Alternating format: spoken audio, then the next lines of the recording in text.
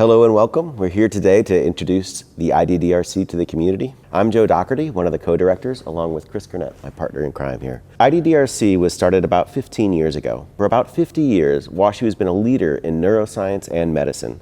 Major discoveries had come out of WashU, such as the development of brain imaging technologies over the last 3 decades, Nobel Prizes about the discovery of growth factors that help muscles connect to nerves, and even if you think about the Human Genome Project that was sequenced at the turn of the century, the lion's share of that work was done here at WashU. We also have decades of clinical expertise, including the formation of pediatric neurology, leading departments in everything from OBGYN to child psychiatry. But a long time there was nothing that brought these research and clinical arms together around childhood disease. So 15 years ago, the IDDRC was started here to try and bring together and synergize these two different missions and help do the basic research that translates into treatments for kids with developmental disorders like autism, ADHD, and intellectual disability. Our IDDRC broadly has 3 large goals.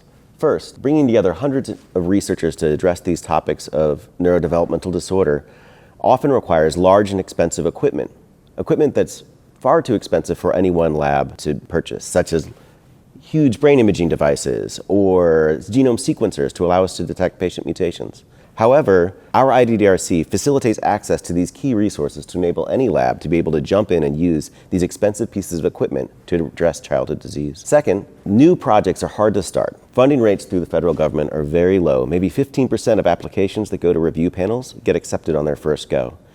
A key requirement for successful application to be able to launch a new test, a new treatment, or to study a new disorder is to have enough preliminary data to know that the project's going to work, because these federal government risk panels are very risk averse. Therefore, our IDDRC, especially with support of local philanthropy and local foundations, has been able to provide pilot funds to researchers to prime the pump, to enable them to generate enough data to be able to show that a project is feasible, that it has legs, that can be really done.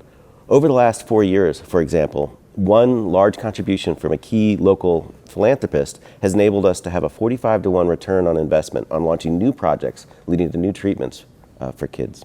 Finally, and perhaps most importantly, the IDDRC is about training the next generation of researchers, convincing talented young faculty and talented students that there's an opportunity to connect with patients and families, to understand the biology of these disorders, and from there to develop the next set of treatments. We're excited to move into our new phase where we focus on connecting families with researchers to better enable these development of treatments and discovery. I'm Christina Gurnett. I'm the co-director of our IDDRC. One main goal of the IDDRC is to be a convener of all the stakeholders who have interest in understanding disabilities. This includes investigators from many different departments, but more recently we've been very engaged with our community, inviting people with disabilities and their family members to be partners with us in our research. We work with hundreds of different advocacy groups now for many rare genetic disorders, but also more broadly across common conditions including autism and ADHD. Our IDDRC has worked closely to develop outcomes measures that are really important for following kids after critical illnesses or to follow children with specific genetic conditions.